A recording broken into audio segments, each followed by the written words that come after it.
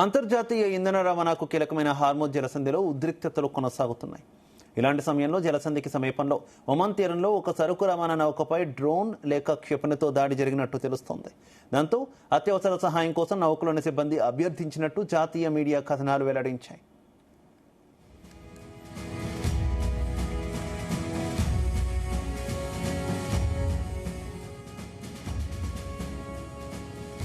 Persian గల్ఫ్లో pulao దేశ జెండాతో వెళుతున్నటువంటి నౌక Oman తీరానికి దగ్గరలో ఉన్నప్పుడు దాడి జరిగిందని ప్రాథమికంగా తెలుస్తోంది. అప్పుడు నౌకలో 24 మంది భారతీయులు ఉన్నారని సమాచారం. ఆ దాడితో ఇంజన్ దెబ్బతిందని, నౌకకు రంధ్రం పడిందని, దాంతో సిబ్బంది SOS కాల్ పంపినట్టు కనిపిస్తోంది. ఆ ఓడలో పలువురు గాయపడ్డారని ఫార్వర్డ్ సీమెన్స్ యూనియన్ ఇండియా వెల్లడించింది. దాడిలో లైఫ్ బోట్లు కూడా ఇబ్బంది పడడంతో తరలింపు ప్రక్రియ కూడా సంక్లిష్టమైనట్టు తెలుస్తోంది. ఈ ఘటనకు సంబంధించి పూర్తి వివరాలు వెల్లడి కావాల్సి ఉంది.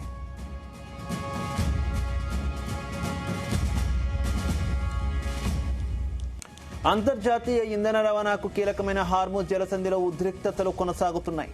ఇలాంటి సమయంలో జలసంధికి సమీపంలో ఒమన్ తీరంలో ఒక సరుకు రవాణా నౌకపై డ్రోన్ లేక క్షిపణితో దాడి జరిగినట్టు తెలుస్తోంది.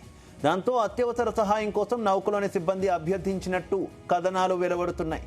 ఇదే అంశానికి సంబంధించి మరింత సమాచారం మా చీఫ్ న్యూస్ కోఆర్డినేటర్ రాధాకృష్ణ అందిస్తారు. Radhakrishna. Good evening Shiva.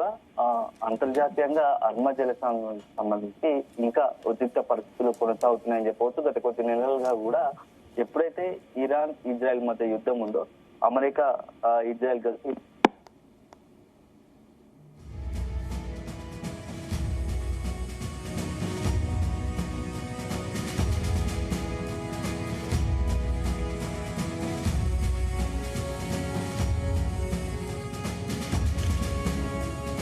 Persian గల్ఫ్లో pulao దేశ జెండాతో వెళుతున్న నౌక ఒమన్ తీరానికి దగ్గరలో ఉన్నప్పుడు దాడి జరిగిందని ప్రాథమికంగా తెలుస్తోంది.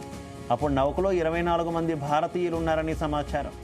ఆ దాడితో ఇంజన్ దెబ్బతిందని, నౌకకు రంధ్రం పడిందని, దాంతో సిబ్బంది SOS కాల్ పంపినట్టు కనిపిస్తోంది. ఆ ఓడలో పలువురు గాయపడ్డారని ఫార్వర్డ్ సీమెన్స్ యూనియన్ ఇండియా వెల్లడించింది. దాడిలో లైఫ్ బోట్లు కూడా దెబ్బతినడంతో తరలింపు ప్రక్రియ కూడా సంక్లిష్టమైనట్టు తెలుస్తోంది. ఈ ఘటనకు సంబంధించి పూర్తి వివరాలు వెల్లడి కావాల్సి ఉంది.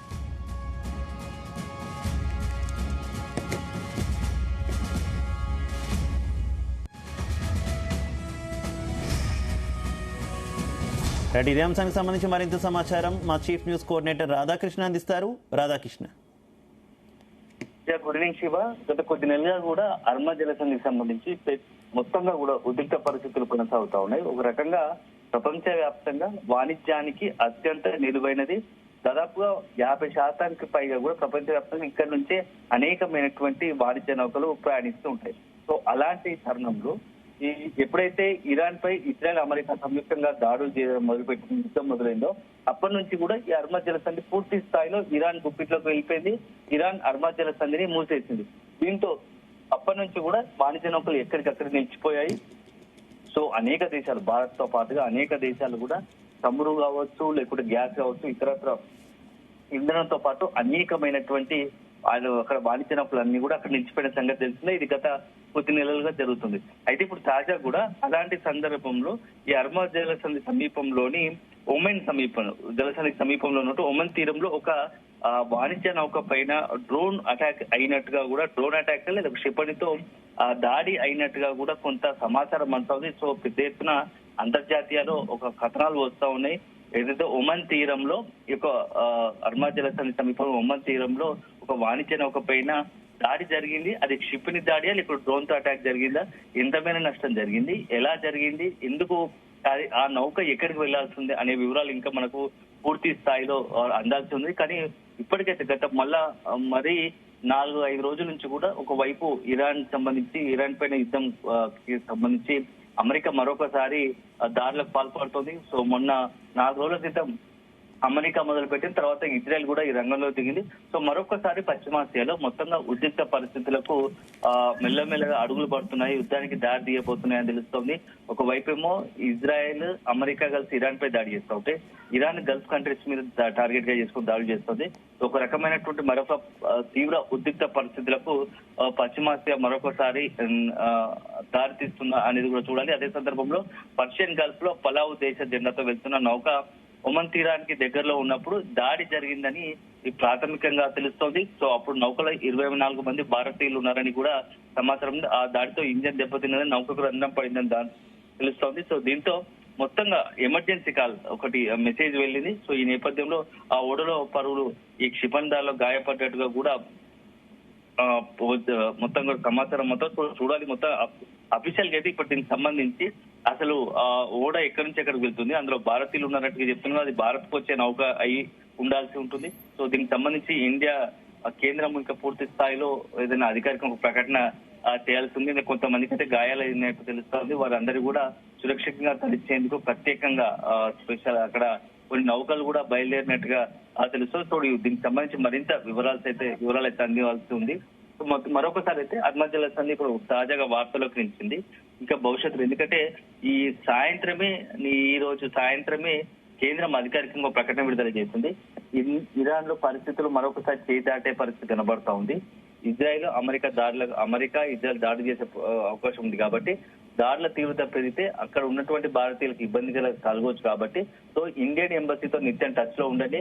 అక్కడ వీలైనంత వరకు సురక్షిత ప్రాంతం తరలి వెళ్ళడం, లేకపోతే ఇండియాకు తిరిగి వచ్చేయని చెప్పేసి కూడా ఇప్పటికే హెచ్చరికలు కూడా జారీ చేస్తుంది, కొంత సూచనలు జారీ చేస్తుంది. ఈ నేపథ్యంలో ఏం జరుగుతోంది, సో రాబోయే కొద్ది రోజుల్లో ఈ యుద్ధం పరిస్థితి ఎటువైపు వెళ్తా ఉంది. అదే సందర్భంలో ఈ దాడికి సంబంధించి ఒమన్ తీరంలో జరిగినటువంటి నౌకపై జరిగినటువంటి దాడి ఈ నౌకకు సంబంధించి మరిన్ని వివరాలతో అందాల్సి ఉంది. ఆ నౌక ఏ దేశానికి వెళ్తుంది, ఎందుకంటే అందులో ఉన్న దాదాపు 20 మంది పైగా భారతీయులు ఉన్నారని చెప్పి తెలుస్తున్న నేపథ్యంలో అది భారతీయ నౌకనా, భారత్ కు వచ్చే నౌకపైనే ఇరాన్ టార్గెట్ గా దాడి చేసింది. ఎందుకంటే గతంలో కూడా 2 పర్యాయాలు నౌక పైన భారత్ సంబంధించిన నౌకపైన దాడి చేసిన సందర్భాలు ఉన్నాయి. కాబట్టి ఇప్పుడు కూడా ఇరాన్ భారత్ సంబంధించిన నౌకని టార్గెట్ చేసుకుని దాడిలో పాల్పడిందా అనేది కూడా ఒక చర్చ నడుస్తుంది. సో అల్టిమేట్ గా చూడాలి. ఈ యొక్క ఎంటైర్ హర్మన్ జలసంధి సమీపంలో జరిగినటువంటి దాడి మాత్రం ఒక రకంగా భయభ్రాంతులకు అన్ని దేశాలను కూడా ఇబ్బందికర పరిస్థితులు ఉంటాయి. ఎందుకంటే ఇప్పటికే చాలా చోట్ల చాలా దేశాల్లో ఒకవైపు గ్యాస్ కావచ్చు, అదే సందర్భంలో పెట్రోల్ నిల్వలు, చమురుకు సంబంధించిన నిల్వలు తగ్గుతా ఉన్నాయి. దాని ఇంపాక్ట్ అన్ని దేశాల ఆర్థిక పరిస్థితి పైన పడుతున్న పరిస్థితి ఉంది. ఇలాంటి తరుణంలో ఇప్పుడు భారత్ కు వచ్చే నౌకలపైన దాడి జరిగితే అది మరింత ఇబ్బందికర పరిస్థితులకు దారి తీసే అవకాశం ఉంటుందని తెలుస్తోంది. Right, okay, thank you.